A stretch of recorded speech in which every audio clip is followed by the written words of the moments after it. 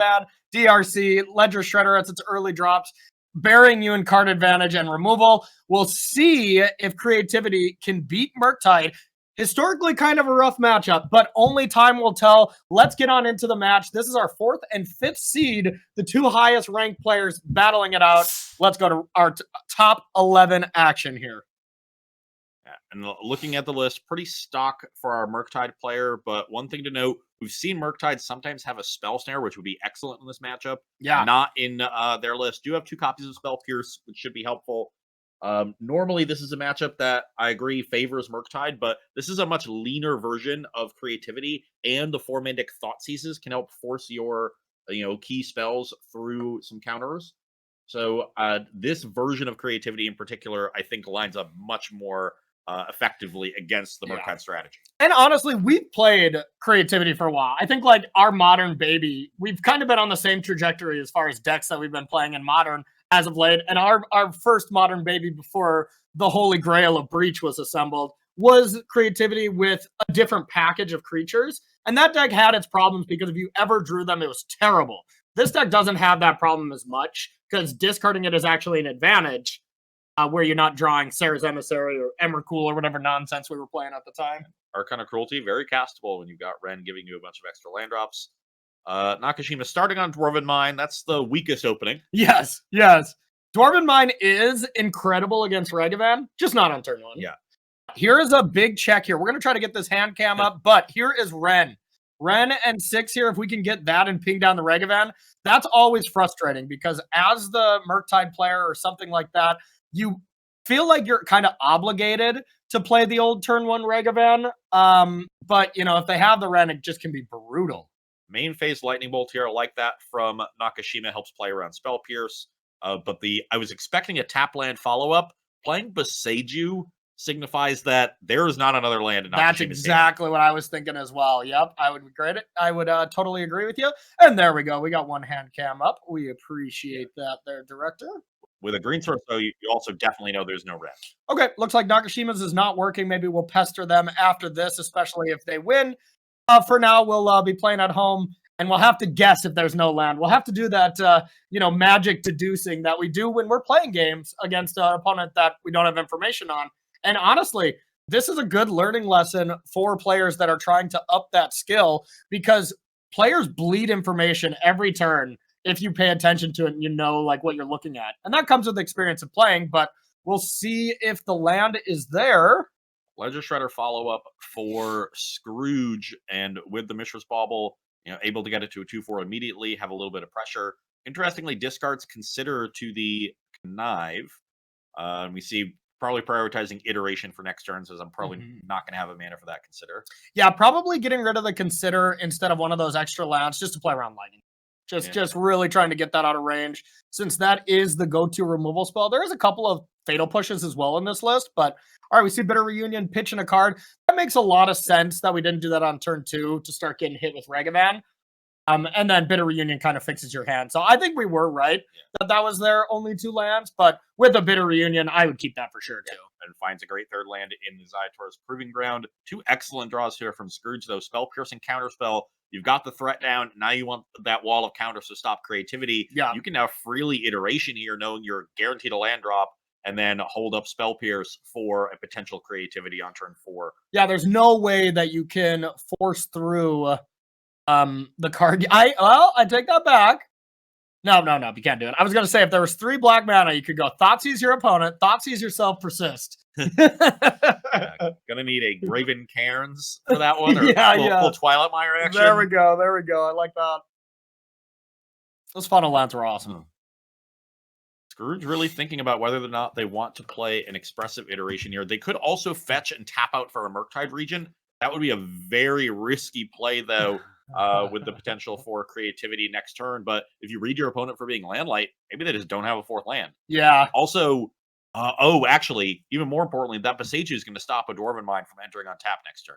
Yeah, so you actually don't have to be that afraid of a Creativity right now. Yeah, you really don't. The only thing where you can be kind of scared is if you expressive iteration into, let's say, 3 Ragavan, something like that, where you're kind of forced into playing one of those or lose a lot of value.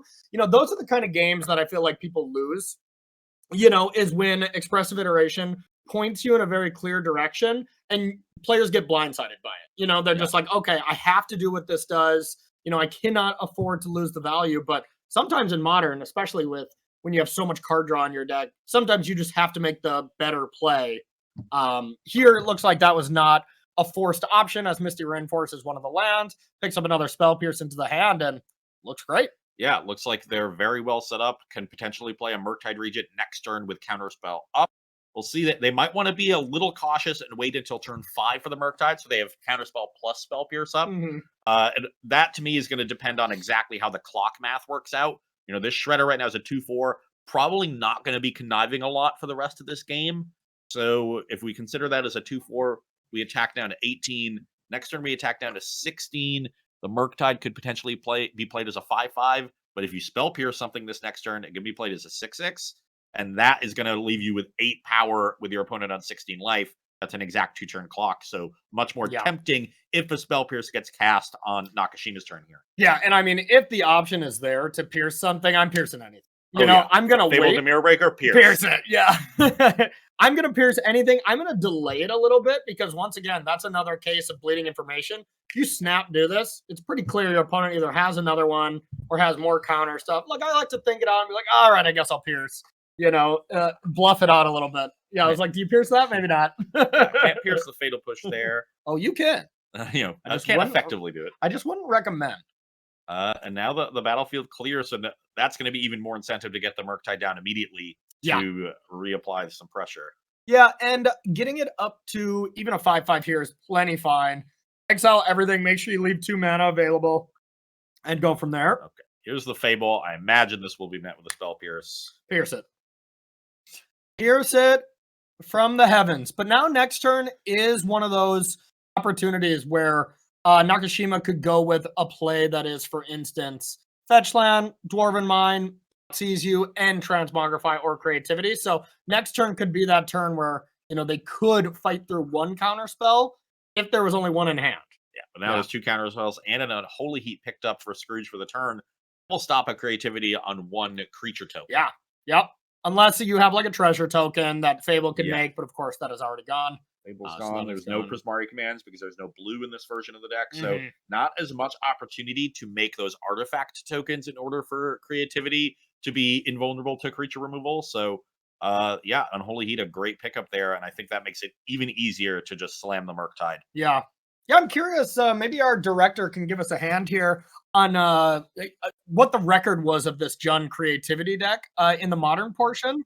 I think this deck is really cool, and I'm curious how they fared here. If they, it would be kind of cool. We'll put our director to work to get to know everybody's record that they had in the tournament, if it's handy. Always fun to see who dominated what specific format. And now Nakashima probably getting some bad news with this Thoughtseize. Yeah. Have to imagine Scrooge will just let this one resolve. I think you have to. Yeah, I got to keep holding up a counter spell for Creativity. Yeah. It'll be interesting to see which one you want to take. The Spell Pierce can get dead later in the game, but do you have enough time to do that? Yeah. I think if they have, it all depends on Nakashima's hand here, but like if you have multiple land Creativity, you just take counter spell, play a land, say go, next turn play a land, Creativity for 1, and you get to play around it, but we will see. All contextual to the hand, but counter spell does seem like the best card. Yeah, and that is the take for Nakashima. Has a natural Dwarven Mine here, not a bad draw. Save that 1 point of life. Yeah. All right. Only 2 cards in hand. The awkward part is it's you can't play around Spell Pierce and Unholy Heat simultaneously because you need to Creativity for 2 to play around the Heat, and that is going to walk you into the Pierce even with the land next turn. Would you say the Heat is on? I would. Yeah. We could potentially Creativity for 2 in 2 turns. It's going to put you down to 3. If you have to fetch twice, it'll put you down to 1. Okay.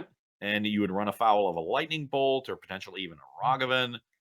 You can also Creativity the Murktide, and it's actually not that bad against Murktide because they're either at worst for you, they're either getting a 3/3 Murktide, you take the counters off, or Ragavan or DRC. So pretty much no matter what, they're getting the same creature or Shredder, I guess. But I'm getting word that Nakashima 3/0'd Modern.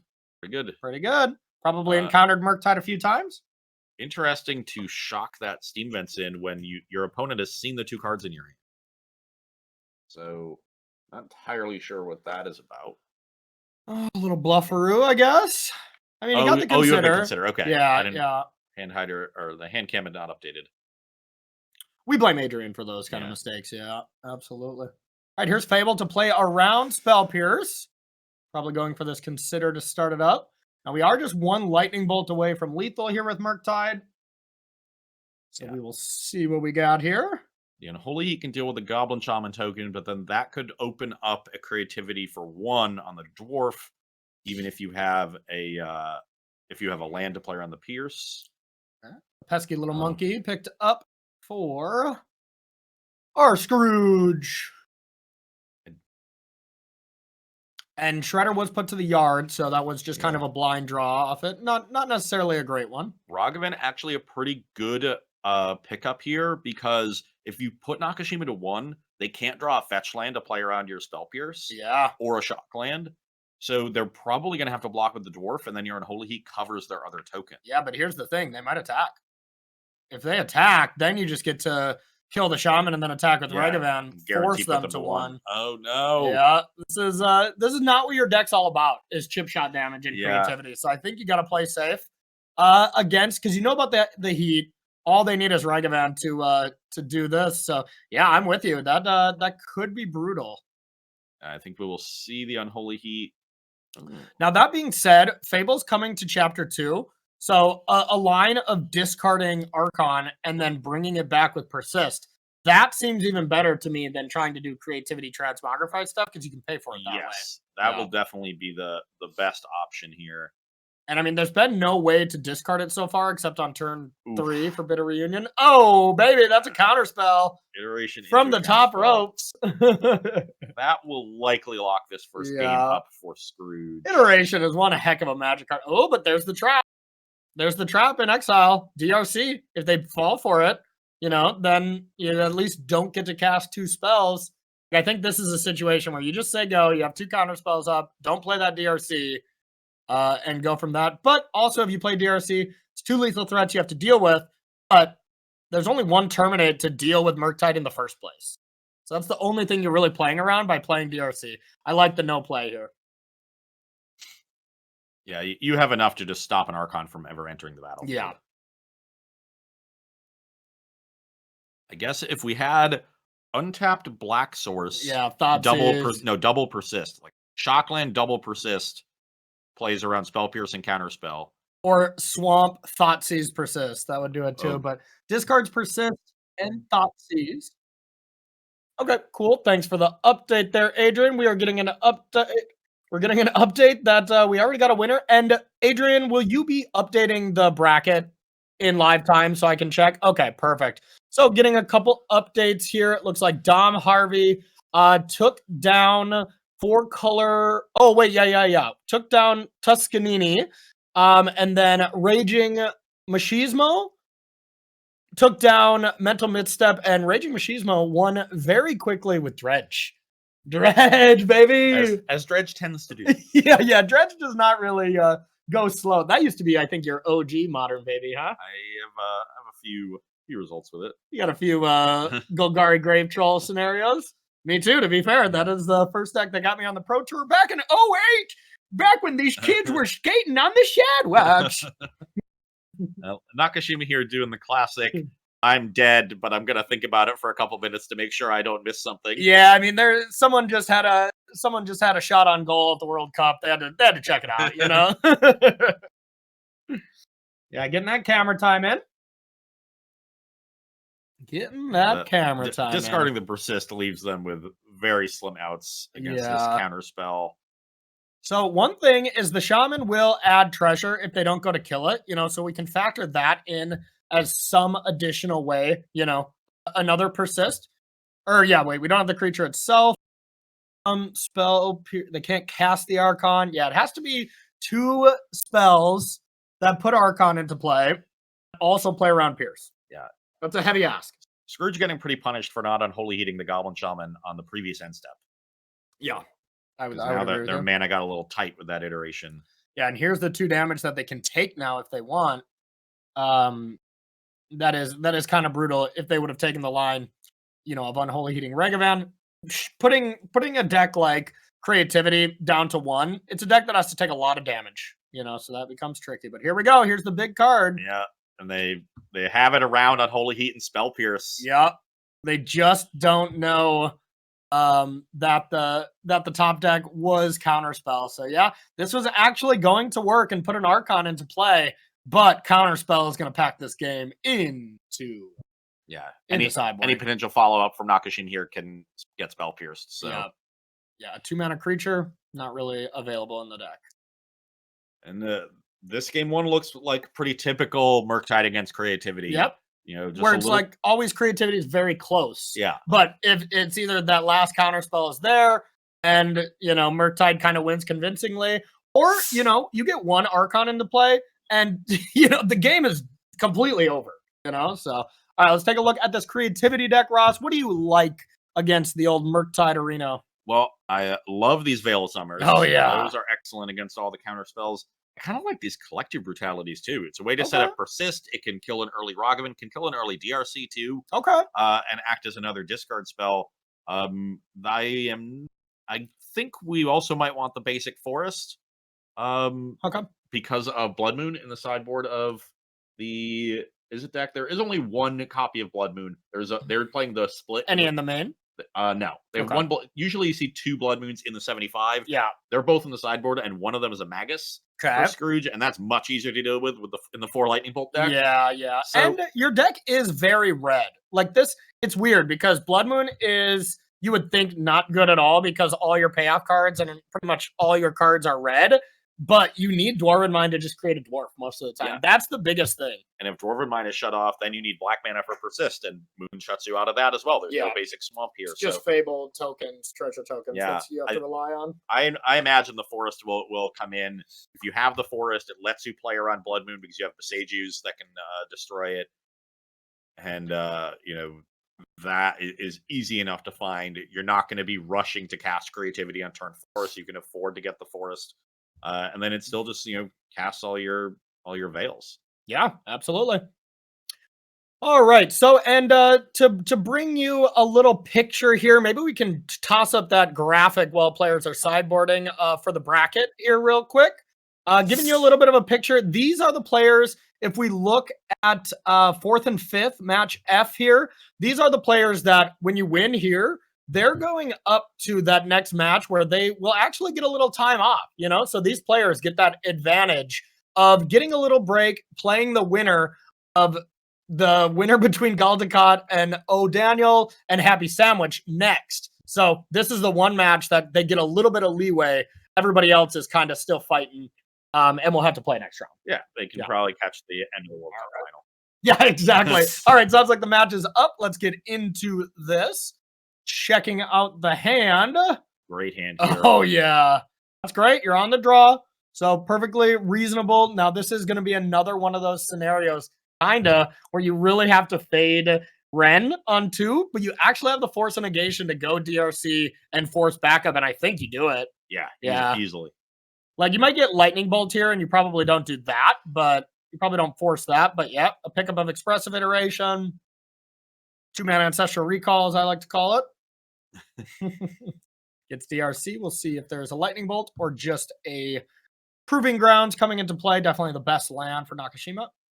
Yeah, much better mana setup here in game 2. Yeah. Goes to the Proving Grounds, so be surprised to see the Ren here, and they're going to be very disappointed at this Force of Negation. A Singleton in the sideboard. And yeah, most of the time this deck heavily relies on Ren, but yeah, Bitter Reunion, maybe you don't actually hit that one. No. It is a facilitator, so if you see Archon go to the graveyard, you sit up in your seat a bit, and you're like, okay, I get to be on edge this entire game. Great. Said it's a Dwarven Mind. You're much happier to see that one. Yep. All right, turn number 2 here. Okay. And see we draw. Double consider. Oh, that hand is just great. Yeah, ideal start here for Scrooge. If they can interact if they need to. If they don't need to interact, they can play these considers, build towards Delirium, find their 3rd land drop, find some more, interaction or pressure, whatever they need. Yeah, build towards that turn where you can go Murktide, have Counterspell up, and like good luck. You know, that's the good luck. I have you diagonally. You know, like oh yeah, that's always a brutal scenario for creativity and other sorcery speed combo decks that aren't blue to fight through. You know. Yeah, especially just any deck that relies on casting a relatively expensive card at sorcery speed, like Yes. Indomitable Creativity. Yes. That's why may we introduce Nakashima to a deck called Underworld Breach. You know, you're able to play blue cards to force through your 2-mana combo pieces.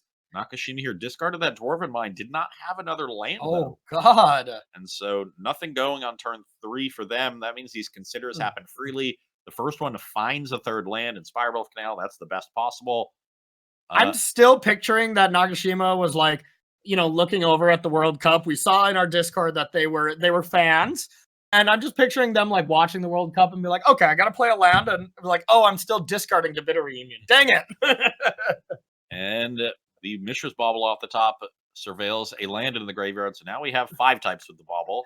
And we got Spire Bluff Canal, Counterspell, land 4, so we can attack this turn, leave up Counterspell, and then next turn Murktide if you want. You could even just Murktide now. There's some consideration, and maybe we'll see it. And then just have Force of Negation backup. Murktide's pretty unkillable from these creativity decks. Yeah, only the one Terminate, and you know you have Force of Negation or Counterspell depending upon when they cast it. Yeah, and you're not really afraid of Creativity or Persist. I think I would do it. I would Yeah. tap out. I would use 3 mana, and I would get rid of Consider, Expressive Consider. You know, just max this out essentially. I would have tapped the other land, but I think this is totally reasonable as well. Yeah, yeah, but both perfectly fine. Yeah. You got a little bluff equity. Little bluff with the equity, land yep. untapped. You're not really using your graveyard right now. And we left Creature Artifact. We have a Polluted Delta in hand and a bunch of spells, so we can build back to Delirium very quickly. Kind of brutal if they do untap and terminate, then you're pretty forced to like force pitch Counterspell or something. Like that's kind of brutal. But here we go. Veil just a cycle. Love the cycle Veil of Summer yeah. here. Something that Nakashima needs to do in order to make their land drops. That's exactly what Veil's for in this matchup, right? Yeah. Okay, well, we found another Counterspell. All We right. might be able to just force pitch Iteration here and have 2 Counterspells with this Murktide. Oh, yeah. Now you could definitely do that. Probably too. enough. Murktide currently 6-12, is 6/6 against 50 in life, so. All right, here's probably a Fable that you probably just let go. Untap, play land 4. Wow. I kind of like it. Yeah. I don't want them to get into the point where Persist is a threat. Yeah. I've got 2 Counterspells and my clock down. Here's another Murktide. So this Murktide will actually likely be saved until after the Counterspells are played, and then just pump the first Murktide for the lethal attack. Yeah, exactly. And all you need is 3. So if you counter, then play Murktide and get rid of Force, Counterspell, it's lethal next turn. Yeah. So like right now, we could see lethal next turn by just, you know, whatever this is, counter it. You could double counter here. Yeah, you could. Just double counter the Fable. On the stack, counter it. And with it on the stack, counter it, and that would be lethal. And I don't think there was any way that they could have done it. So maybe a missed opportunity there. But that being said, it's still gonna be game. Yeah. But could also top deck consider here Lightning Bolt, of course. Even no, Unholy Heat wouldn't be good enough because you'd have to kill your own. Well, instant artifact creature. Nope, you can Unholy Heat it. It's only 2 damage. Just don't sack that land. Unholy Heat it. Murktide, win the game. Lethal is on the line. We'll see if our Murktide player sees it. Yeah, and I don't, it's open deck lists. I don't see anything in Nakashima's list that can interact with this. Yeah, no free spell, right? I imagine Scrooge is doing this check as well. Yeah. Just to be sure. Don't want to take a line like this and lose to like a Slaughter Pact. Yeah. And there it is, Unholy Heat on the Murktide. I think we're going to see one of our players continuing on. And, well, Nakashima picking up their first loss in Modern, has to go back to their Pioneer deck and try to battle it out in the lowers. We thought that the leaner build of Creativity here would be better against the Murktide, but their draws really revealed the same kind of clunk that you see in this matchup that plagues the other Creativity players. So, unfortunate for them, but still in this tournament, going to need to get their work done, mostly playing Pioneer, though. All right, so there we go. We got another person advancing, and that person is advancing farther than any other player so far. They're gonna have a little break, can relax a little bit, and we'll be playing the winner of Galdecat and O'Daniels playing against Happy Sandwich later. So